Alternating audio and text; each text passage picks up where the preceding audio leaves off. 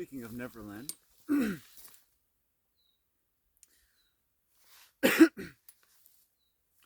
think the one thing that has never been done is a community or an environment where children can run free, where children are left completely unto themselves. You know, when I think of works like Peter Pan, when, you know, the children are in Neverland, or Narnia, where the children go into the realm that is beyond all limitation, all imagination, all thought, or Alice in Wonderland, or what else? Hogwarts. When I look at magical works, one thing is in common.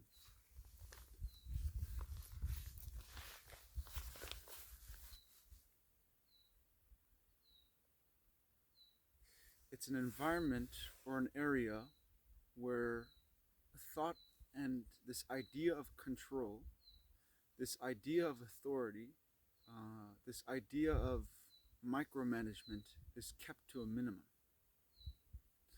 And one could argue there is no authority at all.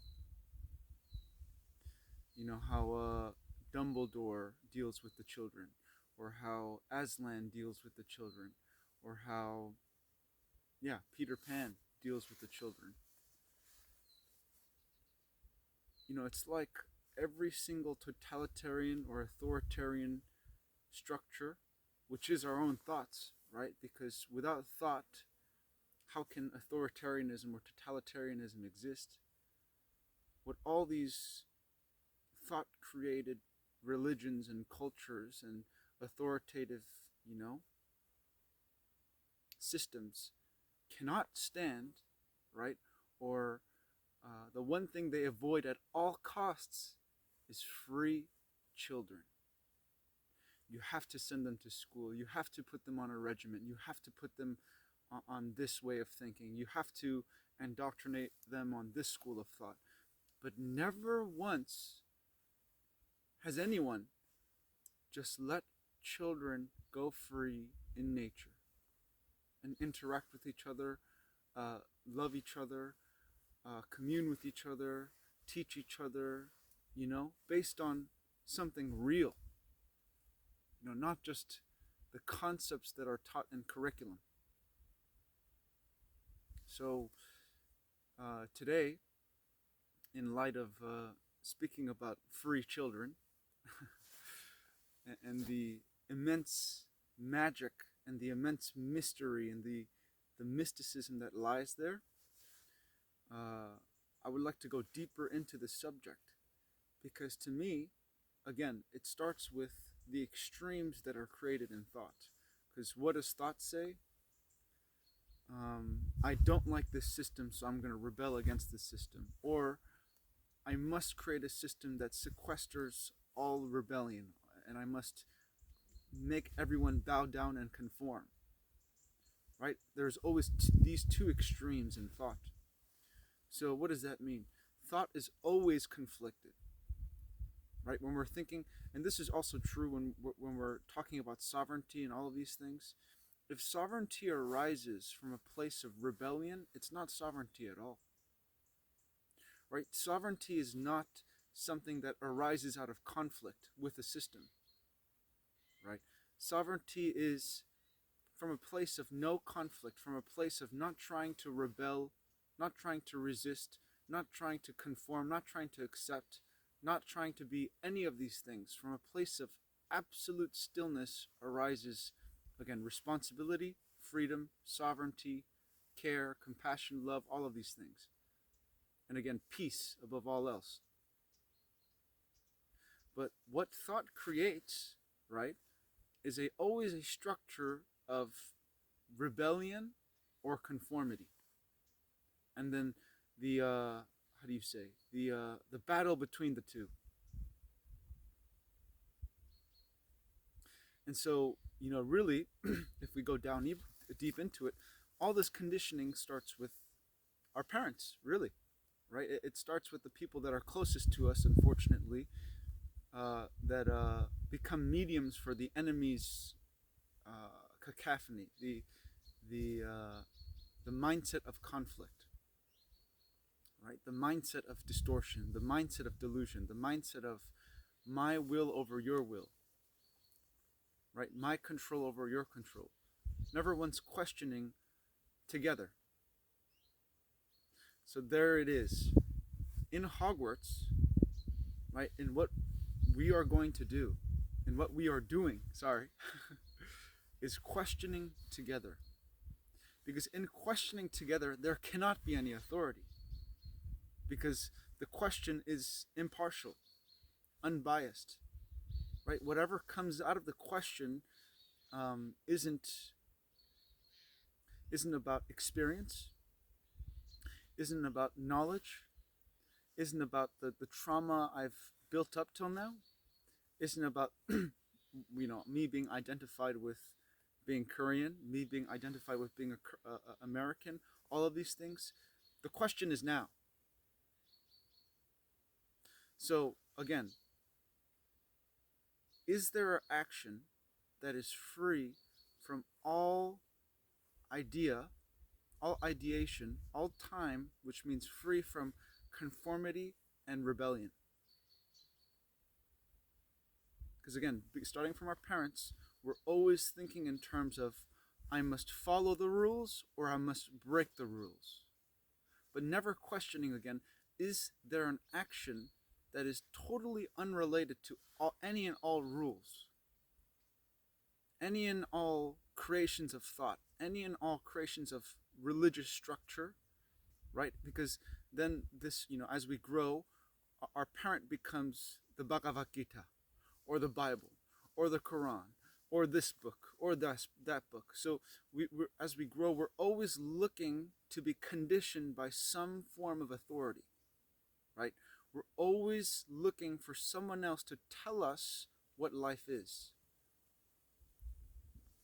From childhood, we never ask ourselves, what would happen if we were completely left unto ourselves? We're afraid of being alone, of being all one. We're afraid of solitude. And again, why is that? Right? Don't let me answer it for you, but why is that? Ask yourself. Is it not because, again, thought always thinks in terms of this? Right? Again, reward and punishment.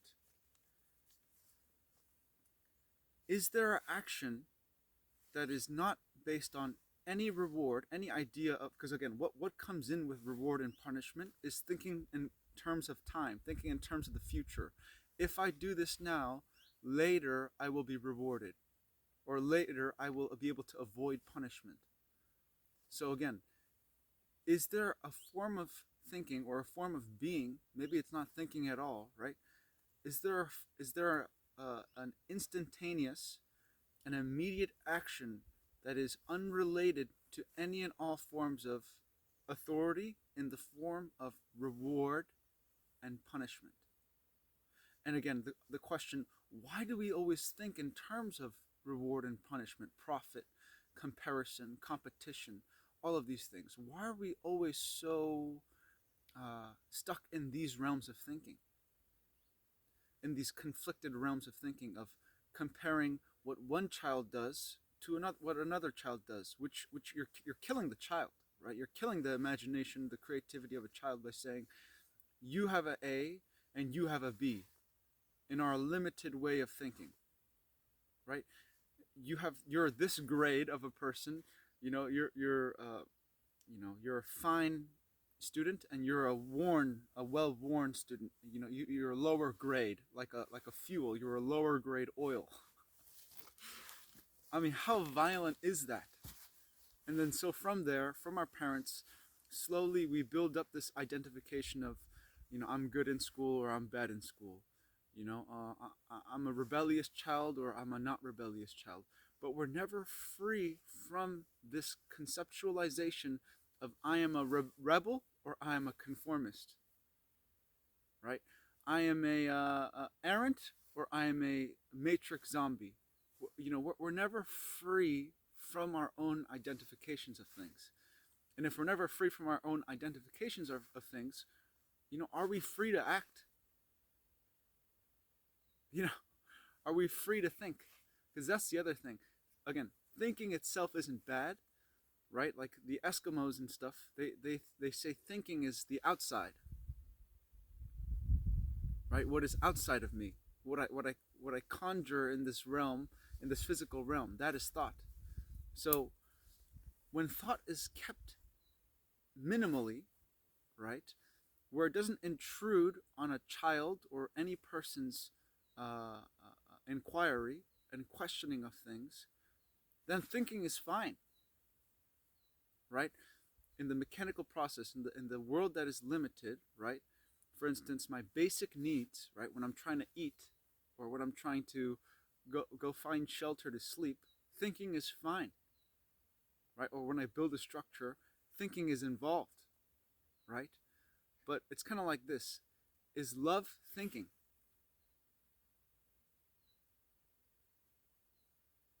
Is intelligence just thinking?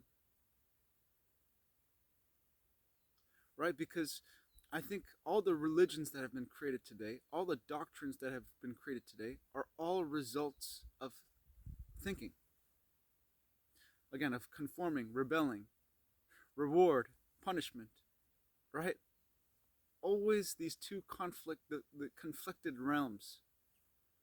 And so again, at you know, our lighthouse communities and our adjacent and related communities, can there be an action that is free from this process of fear? This innate process of conflict, which is comparison, and then again, this innate concept of we're always working for profit. Can we work, can we live without a sense of profit at all? Without a sense of I'm gaining over another or I'm losing to another, without any of this at all. To me, that is a community of love. That's not always comparing. That's not always stuck in this thought. And then again, stuck in fear. So again, in fear, what is there? There's, in fear, it's a land of what if. You know, so before the children in Narnia escaped to the wardrobe, before the Peter Pan goes into Neverland, or when the children are battling with the pirates, right? Or before Harry goes into Hogwarts and the, you know, magical realms at the train station and all of this, before they go into a realm of endeavor or a realm of action that is beyond thinking, authority, conformity, rejection, or what do you call it? Rebellion, all of these things, they're coming from a place of fear. They're coming from a place of, like, you know, Harry's uncle and aunt and all these things, calling him names, telling Harry who he is, what he's about, you know, being judged because he's different. So all of us are coming from places of fear. And again, in fear, identification. We're rooted to this process of who we think we are. And we never question that. So again, we never live. So every day, I'm just living my past. Every day, I'm just living some form of trauma I have experienced. And it's always carrying into now. And I don't think that's living, folks.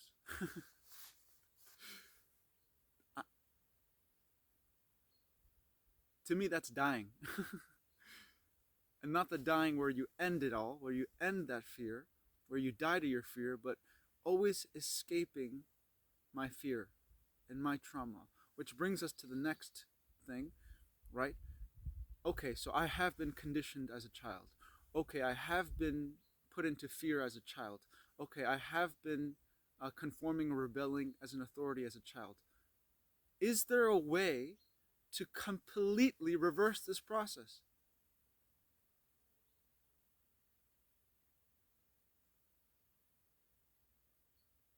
Is there an action where I can completely, right, end all forms of fear, all forms of pain, all forms of trauma, and again, therefore, all forms of thinking in terms of reward, punishment, profit, loss, competition, better than him, worse than him? Is there an action that is liberated from any and all concepts of fear? Is there an action that is liberated from time? And I'm going to say yes, there is, but don't take my word for it, right? Look and question yourself. Look into yourself and ask yourself, is there a way of acting that is free from all trauma? To instantly regenerate now? Is there an action of regeneration now? Because again, everyone is saying, because I've been conditioned in the past, because I've been traumatized in the past, I can't live now. But to me, that's a slave. That's prison. To me, freedom is in now. What I do now. Right? Me detoxing now. That is freedom. Because outside of now, there is no freedom. Which is why, again, I talk about the time element that's involved in our process of thinking, in our process of our conditioned acting, in our process of thinking in terms of comparison, competition, reward, punishment, approval, denial, all of these things.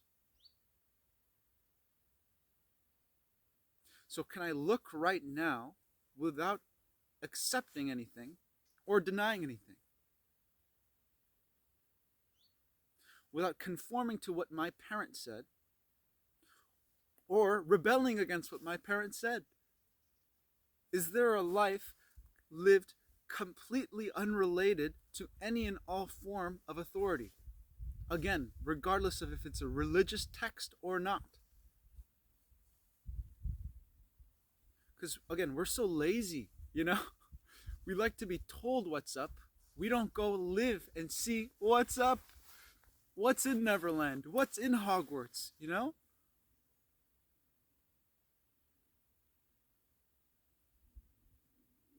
So that is the question. So again, I'm saying that there is an action that is free of time, that is free of conformity, that is free of rebellion, that is love. But again, don't take my word for it. In yourself, when you say I'm conditioned and therefore I can't do this or that, I've been traumatized in the past so I can't do this or that.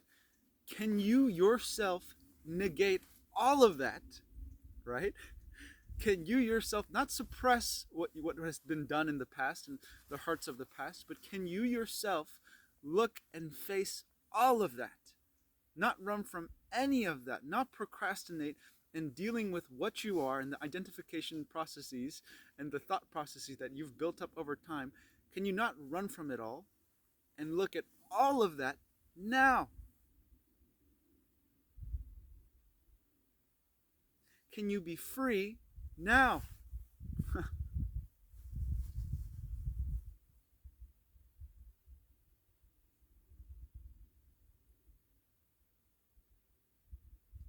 Without an idea or a concept of how to become free, how to achieve sovereignty, how to achieve enlightenment.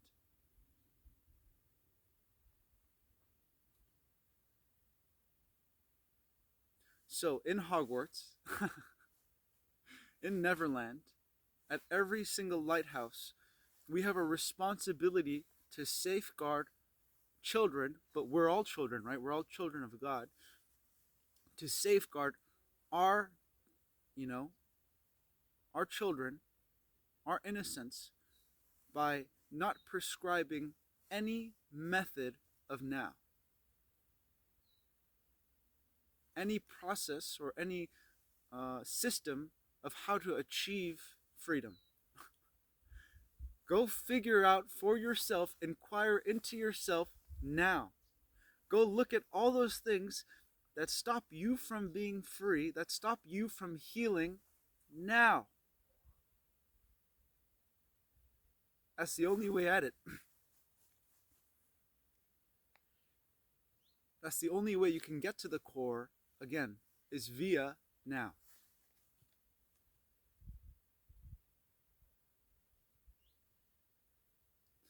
But I'm hearing a lot of this kind of language. I'm not there yet.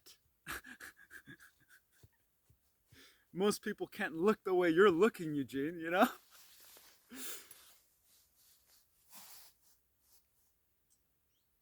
I'm not special. I'm a human being. You know? I come from the same limited identification process of developing this idea of who I am, and slowly being conditioned by this and worn down and torn down by all these processes, you know. I'm a human being. I'm just like you. So if I can see that all this conditioning, whether it's through school, whether it's through parenting, whether it's through friends, whether it's through books, whether it's through videos, whether it's through all this knowledge that exists, if I can see through all that conditioning, you can too. But again, it's not a process of time. It's not a process of, I'm not there yet. I'm not there yet. It's too convenient. Or I have too many demons in my head, or all this kind of stuff. It's too convenient, you know, to offshore all your responsibility onto some demon or some conditioning or some trauma in the past that doesn't allow you to deal with things right now. It's too convenient. And if you want a convenient, comfortable life where you don't have to deal with any of your previous pains and traumas, you know, that's up to you. But to me, that convenient excuse isn't enough.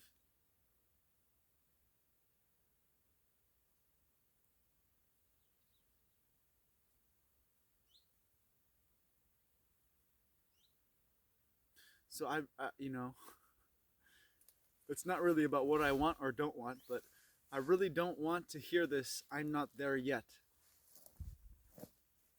Or I will be better.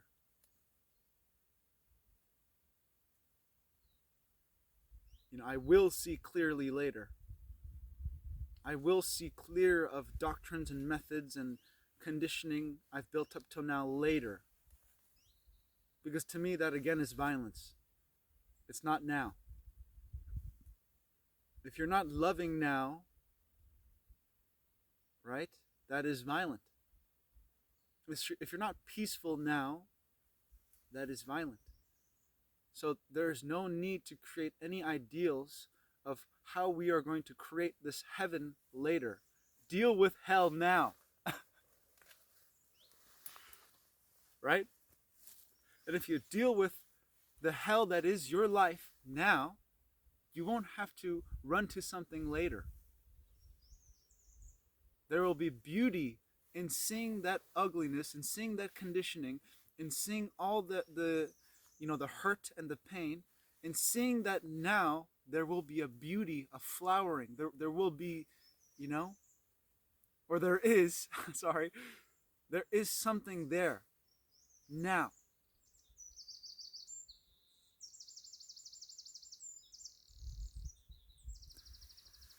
So in the matrix, but even outside here, where, you know, where it's off grid, but especially in the matrix, no one is dealing with their pain, their hurt, their suffering, their existence now. Right? No one is looking at the conflicted life they are living, right? The conflicting foods they are ingesting, the conflicting thoughts and paradigms that they're digesting now.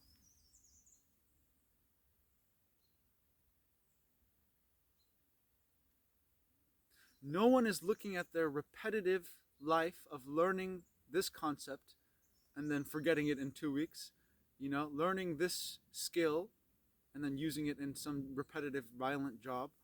No one is looking at it. People say, eventually I'll become rich. Eventually I'll become abundant. Eventually, you see? That land of the matrix, that land of the blue pill, is a land of eventuality. Is a land of idealisms. And because it's a land where nothing is ever actualized, nothing is ever acted upon, endlessly there's this idea of authority, the carrot dangling over the horse's head, right? There's endlessly this idea of, if you conform now, or if you rebel now, you will achieve something. So in Hogwarts, in Neverland, and in the lighthouse, we see through and we are done with all of these things.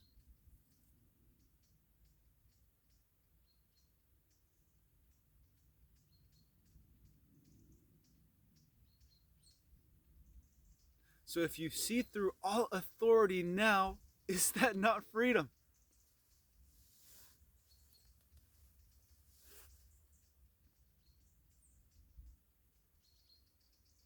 If you see through all your pain and suffering now and see how limited it is and how conditioned it is and how much effort is involved in identifying with it, is that not freedom now?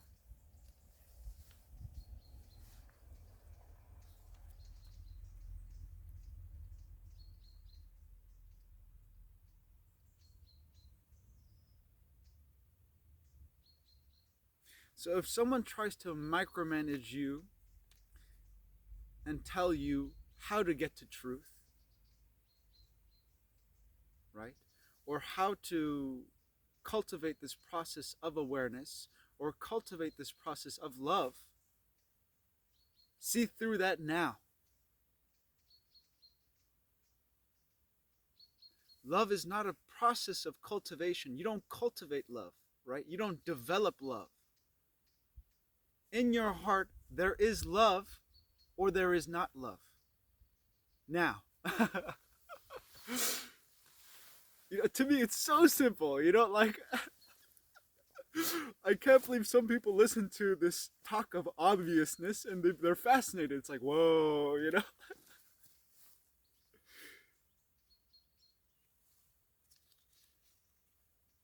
So to live in a Hogwarts community, right, where there is no violence, no poison, no doctrine, no method, none of these things, because we question right now.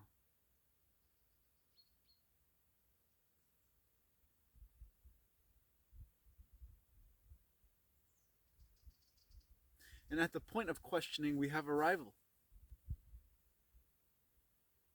Who am I? Not who was I. Who am I now?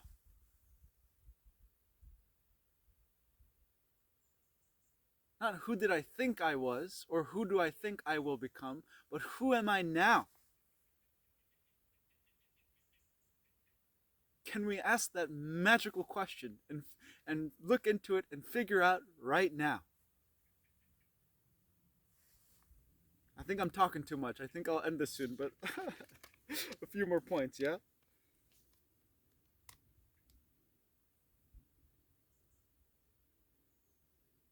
So, can there be an action of freshness,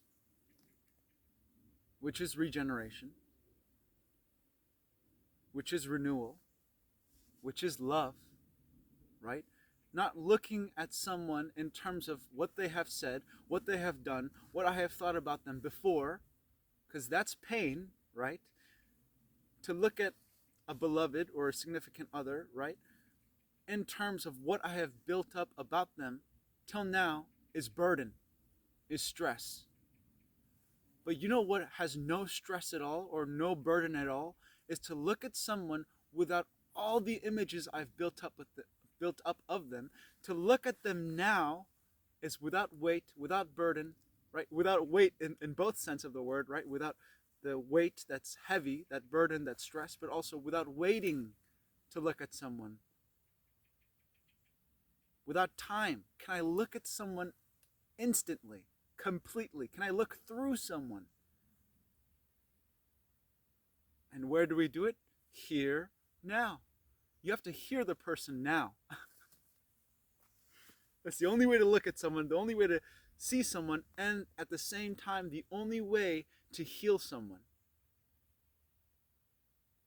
Right? Healing is something that is done in communication together. And it has to be done right now.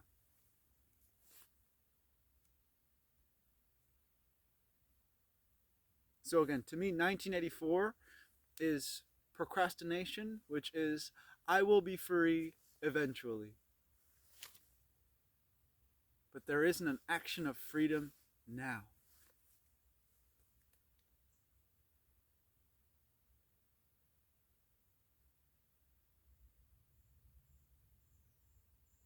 There is no vitality, there is no love, there is no passion right now. Which means I'm lagging. I'm procrastinating. I'm waiting to live. I'm saying don't wait to live. Live right now.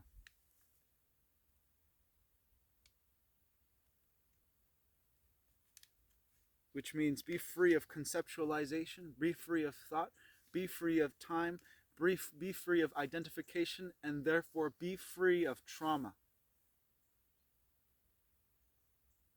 Which doesn't mean suppress it, which doesn't mean run from it, but actually, again, it means face it. Isn't that a funny word? When we face something. Right? We have to look at things for face value, not what we think about things, not how we conceptualize things, not what we've learned about things, right? But learn about things now. Face things now. It's the only way to do it.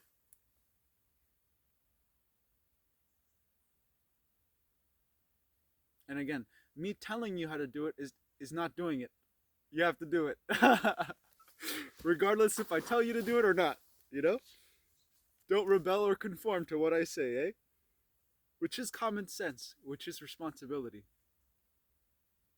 No one has to tell you how to be responsible. Yeah? If you are moving responsibly, there is no idea of, again, rebellion or conformity.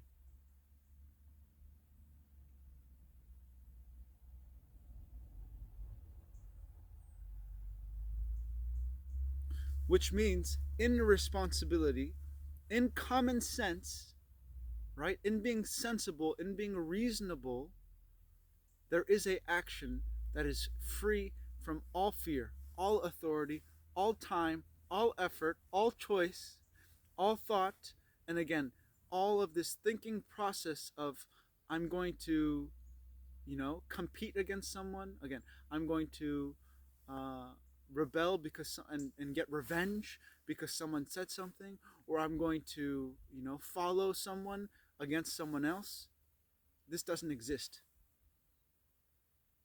If I am truly responsible, I am questioning everything and all things right now. I'm living right now. I'm vital right now. There's a fire inside that burns away all the bullcrap, right? Which is all the past experiences, the wake, right? The trail that I'm leaving. All that is completely ended right now. So can we live traceless? We're always tracing things. We're always tracing someone.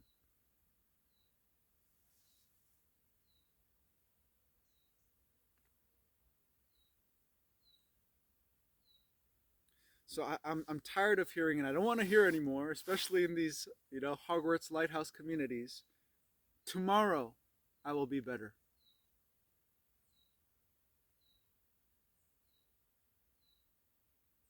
Tomorrow, I will face my trauma. I'm not at a point of awareness yet. I don't want to hear that anymore. Because it's irresponsible to the highest degree.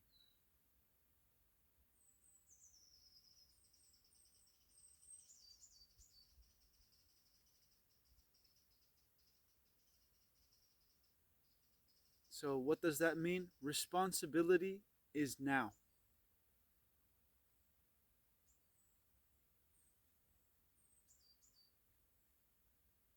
Freedom from conformity, from rebellion, from acceptance, from rejection, from thinking is now. And have you noticed that, when you're doing something very passionately, when you're taking a good walk, when you're singing a good song, when you're, dancing to some good music or eating some good food, there's not much thought involved because you're too busy enjoying. When you're making love, all of these things, you don't need to think about it too much.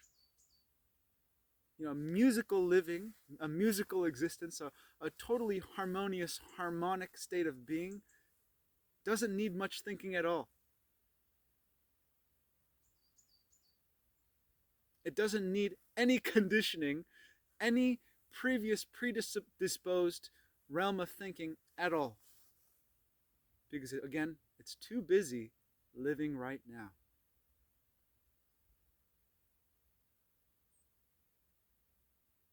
I'm too busy facing my fear to accumulate any more fear.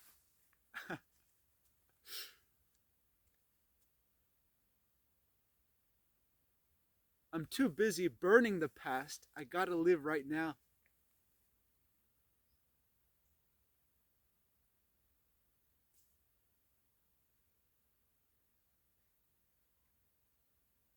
So I'll end with saying the commonsensical responsibility that we have to our children, and really, again, that we have to that innocence, untouched, unhurt, painless,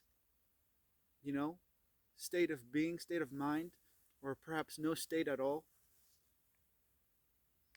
that isn't developed with experience or with trauma or with any of these things. And in the same regard, the only way that I can be free is to face all of my experience, good or bad, right now. And again, leave that in the past and stop thinking and living for tomorrow. Living has no sense of tomorrow in it. In the same sense, living has no sense of yesterday in it.